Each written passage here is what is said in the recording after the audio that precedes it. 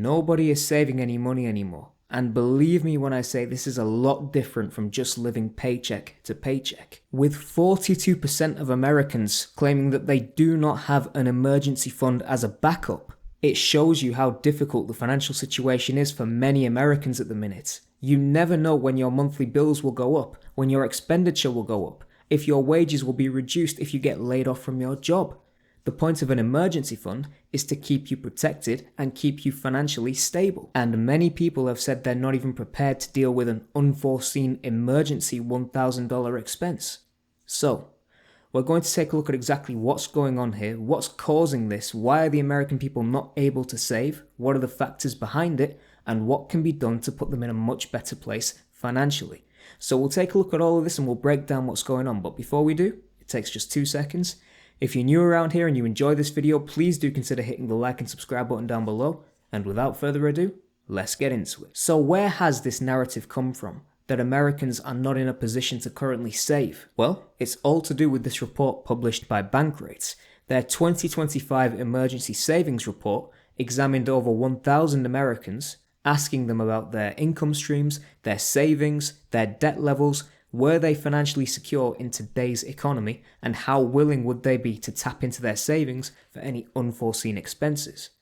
Now, if we take a look at some of the results from this report, you can see here, only around 2 in 5 Americans would use their savings to pay for a major unexpected expense, such as a $1,000 emergency room or a car repair, according to the Bankrate poll.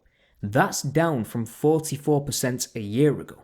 Instead of reaching for their other savings, other people would pay for a $1,000 unexpected expense by financing it with a credit card they'd pay off over time, reducing their spending on other things, taking out a personal loan, borrowing from family or friends, or other methods.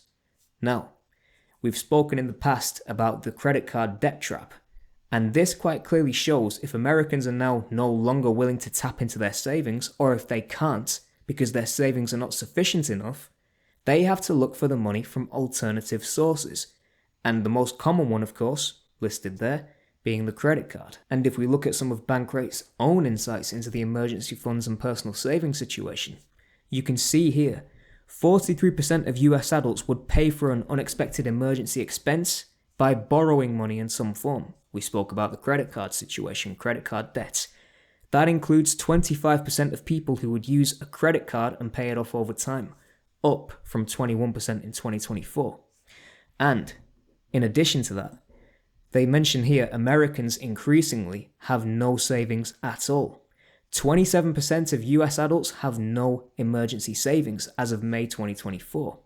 The highest percentage since 2020. And that in and of itself is a pretty scary statistic. 27% of Americans now have to rely on debt because they can't fund or support themselves due to having no savings at all. So, what are the reasons that this has happened? Well, it all comes back down to the economy. That's being listed as one of the top reasons behind why so many Americans are struggling right now. Listen to this. Though inflation is no longer rising as quickly as it did in recent years, more people this year feel the economy has affected their savings. Nearly 3 in 4 Americans, 73%, are saving less for emergency expenses due to inflation, rising prices, elevated interest rates, or a change in their income or employment. And that percentage is up from 68% in 2024.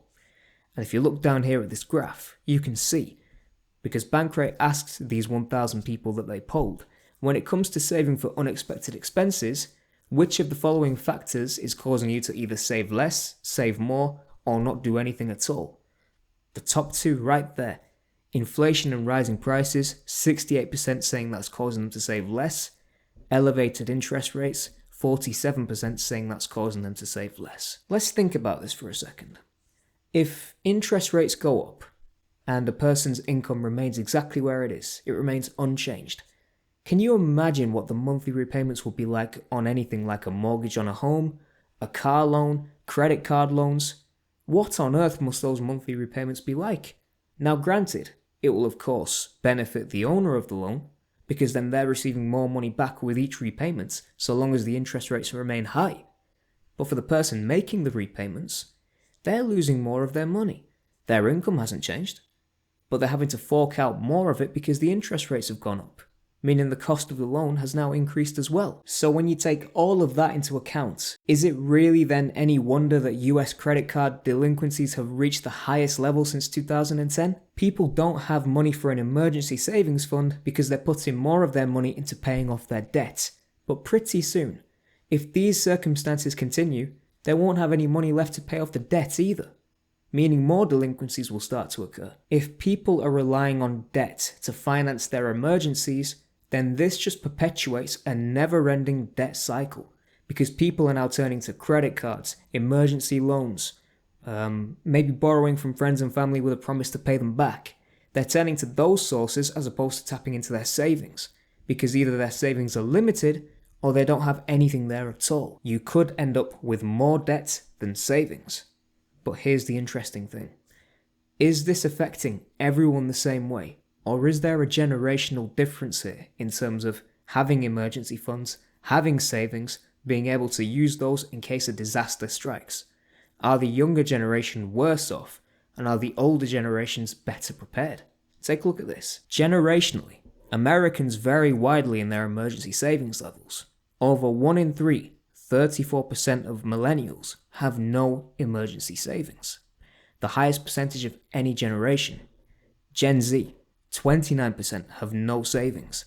Millennials, 34% have no savings. Gen X, 31% have no savings. Baby boomers, 16% have no savings.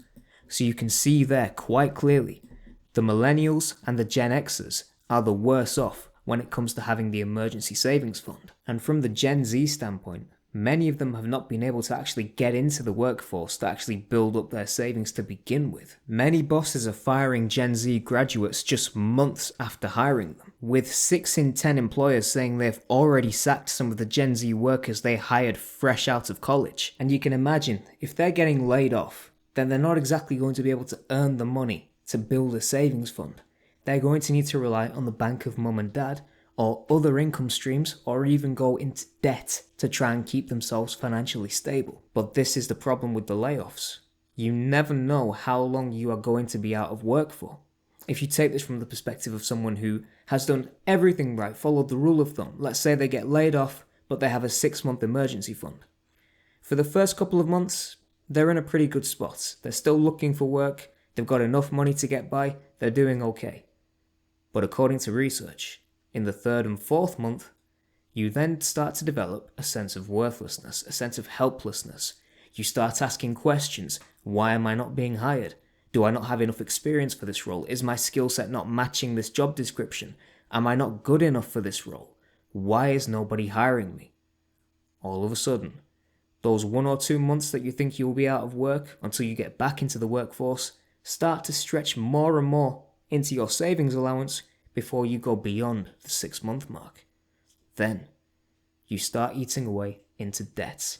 You get trapped in the debt cycle, living off credit cards, living off your family, friends, all that kind of stuff.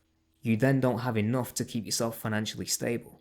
So it's a very precarious and dangerous position. No wonder so many Americans are concerned that the amount that they have saved up, if any, is not good enough for this current predicament. If Americans continue living paycheck to paycheck, if they continue to not have a savings fund they can fall back on, if they continue using credit cards to get by, then millions of Americans will struggle.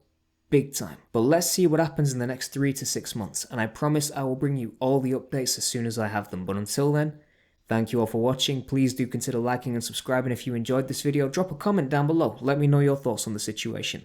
Are you struggling with getting or accumulating a savings fund? Are you one of those that is well prepared in case adversity or struggle does find you? What steps are you taking to make sure that you are secure if we see a pretty dramatic change or downturn in the US economy in the near future? Please let me know down below. I'll be returning soon in the coming weeks with some more content, but until then, see you all later and take care.